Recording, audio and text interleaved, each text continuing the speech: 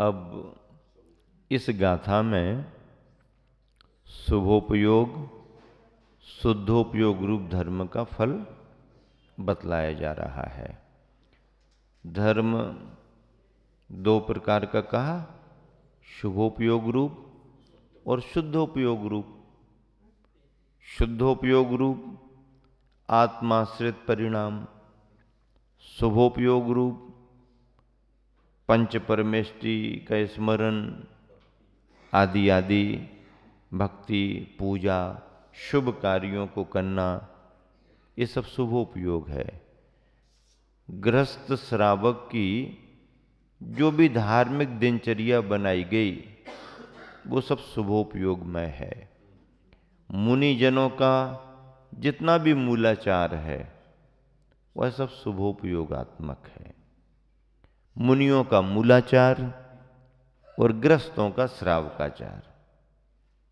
गृहस्थ श्रावकाचार के अनुसार चल रहा, शुभोपयोग में लगा हुआ है। मुनिजन मूलाचार के अनुसार चलते हैं, प्रवृत्ति है चूंकि चर्या है, आहार विहार है, ये शुभोपयोग है। शुद्धोपयोग की भूमिका मुनियों को कब बनती है? जब वह प्रवृत्ति से बचकर, प्रवृत्ति से ऊपर उठकर ध्यान सामयिक में बैठते हैं। सामयिक के काल में ध्यान की अवस्था में निर्विकल्पता का जो परिणाम आता है, निर्विकल्पता का, राग द्वेष रहित पने बीत रागता का जो परिणाम आता है वो शुद्धोपयोग की भूमिका में आता है। छोटे रूप में, जघन्य रूप में। शुद्धोपयोग के अनेक भेद प्रभेद कहो या अनेक अवस्थाएं कह दो, इकाई से लेकर के सैकड़े तक की बात कर लो। उत्कृष्ट शुद्धोपयोग तो वो है उत्कृष्ट जो केवल ज्ञान को प्राप्त कराता है, और जघन्य तो इस पंचम काल में भी मुनियों को ध्यान के काल में प्राप्त हो जाता है। जघन्य, हाँ, जघन्य अवस्था भी बनती है, मध्यम अवस्था भी बनती है, उत्तम उत्कृष्ट अवस्था भी बनती है। शास्त्रों के कथन हैं। अब चलिएगा, शुभोपयोग और शुद्धोपयोग रूप धर्म का फल क्या है? धम्मेन परिणदप्पा अप्पा यदि शुद्ध संपयोग जुदो पावदि निवान सुहम सुहोभजुत्तो वसग्य सुहम। एक साथ मिलकर के, धम्मेन परिणदप्पा अप्पा यदि शुद्ध संपयोग जुदो पावदि निवान सुहम शोभजुत्तो वसग्य सुहम। प्रवचन सार के पहले अधिकार की 11वें नंबर की गाथा है। रेफरेंस इसलिए दिए गए क्योंकि विभिन्न ग्रंथों से गाथाओं का संकलन किया है, तो पाठक को ये ख्याल में आ जाए कि ये गाथा किस ग्रंथ से ली गई, किस क्रम की है। सुविधा होती है, उससे वह मूल ग्रंथ में भी जाकर के संदर्भ देख सकता है। इसके लिए सब व्यवस्था है। अन्वयार्थ, धम्मेन परिणदप्पा, धर्म से परिणत स्वरूप वाला, धर्म से परिणमित स्वरूप वाला। अप्पा, अप्पा का अर्थ क्या? अप्पा, अप्पा सो परमप्पा, आत्मा सो परमात्मा। तो अप्पा आत्मा, यदि यदि शुद्ध संप्रयोग जुदो, शुद्ध संप्रयोग से युक्त, शुद्ध संप्रयोग से युक्त अर्थात शुद्धोपयोग से युक्त हो तो क्या? धर्म परिणत आत्मा। दो तरह के धर्म कहे, एक शुभ धर्म कहा, एक शुद्ध धर्म कहा। तो अब ऐसी धर्म परिणत आत्मा यदि शुद्धोपयोग में युक्त हो तो निव्वान सुहम पावदी, तो मोक्ष खत्म बात। और यदि शुभोपयोग में है तो स्वर्ग। दिक्कत कहीं नहीं है। अपन स्वर्ग पाना थोड़ी चाह रहे हैं, लेकिन अब करें क्या, ट्रेन डायरेक्ट नहीं मिल रही। अब डायरेक्ट ट्रेन नहीं मिल रही तो फिर क्या करें, टुकड़ों टुकड़ों में चलो। यहाँ से वहाँ तक चलो, फिर वहाँ से फिर दूसरी ट्रेन में बैठ जाओ। अब आगरा से मान लीजिए जनवानी चैनल वालों को आना है, और डायरेक्ट मान लीजिए सागर की ट्रेन नहीं मिल रही उनको, बीना तक की नहीं मिल रही, तो कहेंगे ऐसा करो झांसी चले जाओ, झांसी से बदल लेना, हाँ, अथवा बीना तक चले जाओ, बीना से बदल लेना। नहीं नहीं, जब डायरेक्ट ट्रेन मिलेगी तभी हम जाएंगे। तो यहाँ से कमेटी वाले फोन करने लगे, भैया क्या कर रहे तुम, जल्दी आओ ना। क्या कर रहे तुम, जल्दी आओ ना, डायरेक्ट ट्रेन नहीं है, वो तो सप्ताह में एक दिन चलेगी, एक दिन चलेगी, तब तक यहाँ क्या करेंगे हम, जल्दी निकलो, आप तो आ जाओ, यहाँ से वहाँ, वहाँ से वहाँ आ जाना, सीधा काम हो जाएगा। बेगमगंज है, डायरेक्ट ट्रेन ही नहीं है बेगमगंज में, तो डायरेक्ट क्या है, बीना आओ, विदिशा आओ, सागर आओ, कहीं पर आओ, फिर मिलेगी। हाँ, अब इसी प्रतीक्षा में बैठे, नहीं जिस समय मोक्ष होगा उसी समय हम नियम संयम पालेंगे, तो उस समय जब मोक्ष का दरवाजा खुलेगा तुम्हारी बुद्धि कहाँ लगी रहेगी क्या पता। अभी काय को ले रहे हैं, अभी मोक्ष थोड़ी है, तो अभी मोक्ष तो नहीं है, लेकिन मोक्ष का मार्ग तो है, मोक्ष का मार्ग तो है। आचार्य शांति सागर जी महाराज जी से ऐसे ही दो पंडित उलझ गए। उलझ गए, हाँ उलझ गए। कभी कभी उलझना भी सुलझने के लिए ठीक होता है। हाँ, अपने में उलझा रहे ना तो भटकता रहता, एक आध किसी सुलझे वाले से उलझा वाला उलझ जाए तो सुलझा वाला उसको भी सुलझा देता है। तो वो दोनों पंडित उलझ गए, तर्क वितर्क करने लगे, क्योंकि वो पंडित स्वाध्यायी थे, विद्वान थे, उलझ गए। आबेल मुझे मार। ऐसे ऐसे सिंग करता है तू, वो कहता हमने किए थोड़ी, वो तो हमारे वैसे ही बने। नहीं नहीं, हमको देख के तुमने ऐसे कर ली है। नहीं नहीं, हमने नहीं, तो देखो तुम्हारे सिंग में कितनी ताकत है, हम कोई कम थोड़ी है। पहुंच गए, सिंग पकड़ लिए, आबेल मुझे मार, और उसको गुस्सा आई, उसने दिया एक, पहलवान बाजू में हो गए। तो चला के उलझ गए।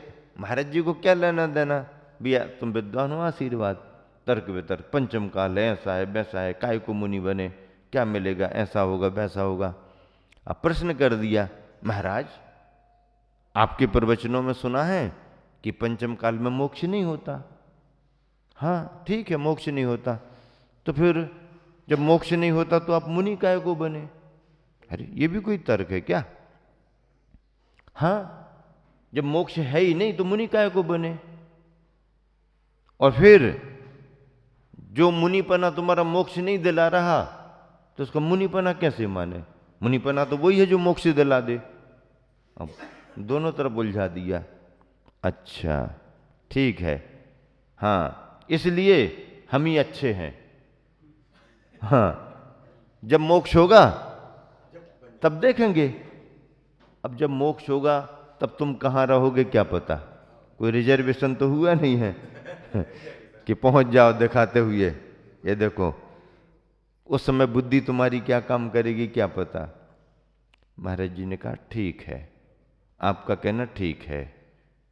तो महाराज जी फिर क्या है, इसका क्या पक्का करें, बताते हैं। बातचीत करते करते महाराज जी खुले में बैठे हुए थे, अच्छे प्रशस्त वातावरण में, झाड़ वाड़ भी लगे थे। तो ये जो पेड़ लगा है ना, ये काय का पेड़ है बताओ। महाराज जी ये तो आम का पेड़ है।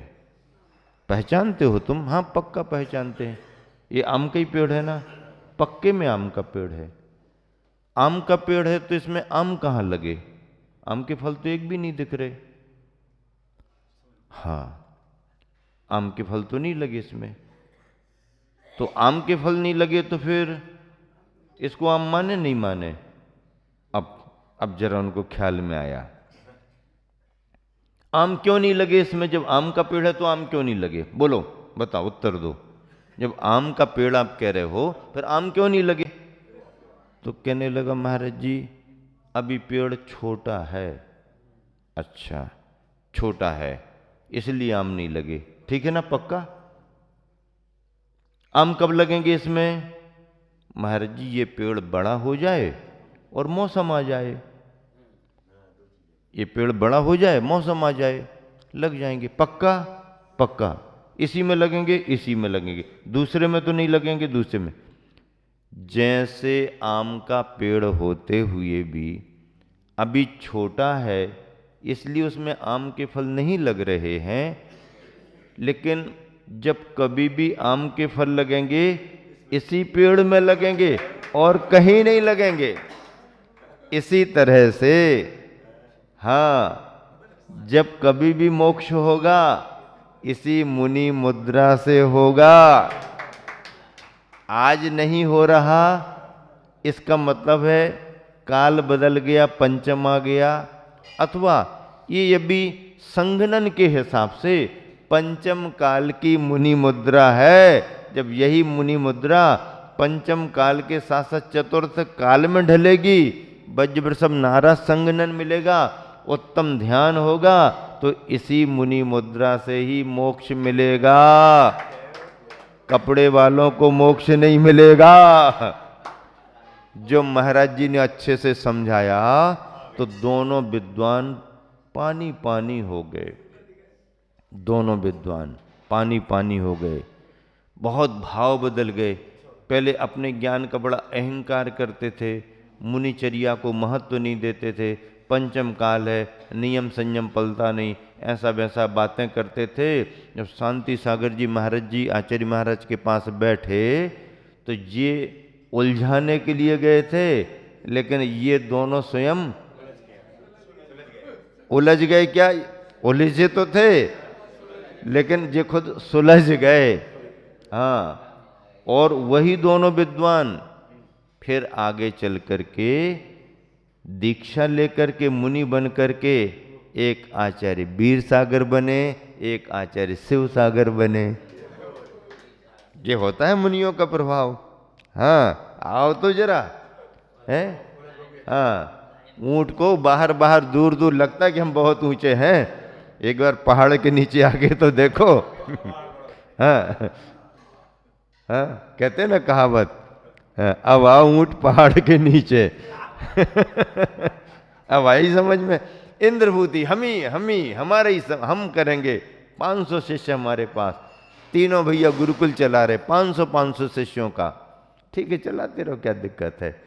लेकिन जब महावीर को समझाने के लिए गए तो समझते समझते स्वयं समझ गए।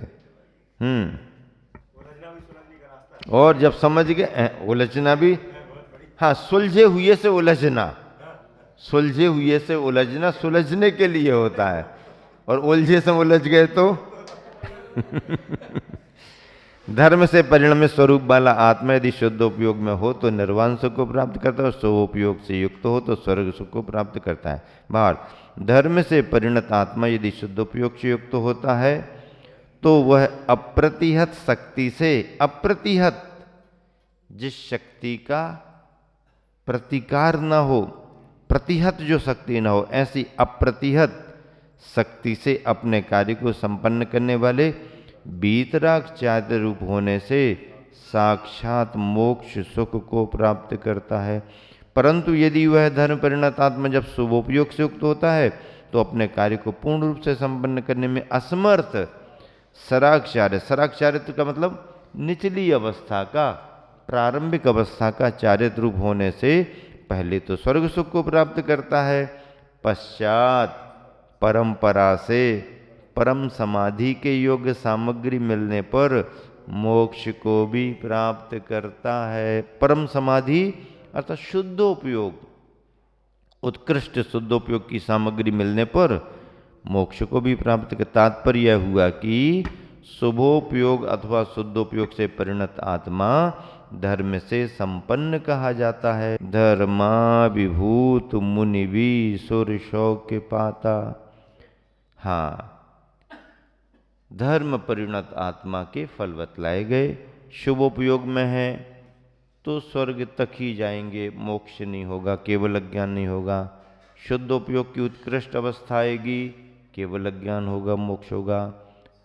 मार्ग दोनों है, मार्ग दोनों में है। शुद्धोपयोग संसार से पार कराने वाला है, शुभोपयोग डायरेक्ट पार तो नहीं कराता, लेकिन थोड़ी देर के लिए रोक लेता है। हाँ, टोल नाका है, गाड़ी चेकअप कराओ, हाँ अभी कुछ बचा है यहीं रुको, हाँ इनके पास कुछ नहीं है निकल जाओ, हाँ बाहर का तो छोड़ दिया सब, अभी अंदर राग की कणिका भी विद्यमान है। राग संसार का राग नहीं, कसाय का अंश जो सत्ता में कर्म की वजह से, अपनी वजह से नहीं, वो भी जरा सा विद्यमान है। टोल नाका, हाँ चेकअप करते हैं बॉडी का, आपको एरोप्लेन में जाना, कहीं जाना, पहले चेक कराओ, कुछ भी हो भैया मशीन कुछ संकेत दे रही है, कुछ है तो हाँ चाबी रखी है, अच्छा अच्छा हाँ लोहा है ना, कुछ ऐसा है वैसा है, दिखाओ। तो कुछ भी होगा रुकना पड़ेगा, स्वर्ग में रुकना पड़ेगा। अभी कुछ है ना, स्वर्ग में आराम से रुकोगे, परेशानी नहीं है, आप अपराधी नहीं हो, आप तो मोक्ष मार्गी हो, लेकिन ये व्यवस्था इसके आगे ऐसा नहीं चलेगा, यहीं तक चलेगा। स्वर्ग में रुको, हाँ अब बिल्कुल ठीक, अब निकल जाओ, मोक्ष चले जाओ। 5 पांडव, 2 रुको, 3 निकल जाओ। कब तक रुकना पड़ेगा? 33 सागर की आयु है, उसके बाद डायरेक्ट मुनि बन करके फिर चले जाओगे। हाँ, तो अटक जाते हैं, भटकते नहीं हैं। शुभोपयोग अटका देता है, थोड़ी देर को भटकाता नहीं है। अशुभोपयोग भटकाता है, शुभोपयोग भटकाता नहीं, अटकाता है। शुद्धोपयोग पार करा देता है। महावीर भगवान की जय।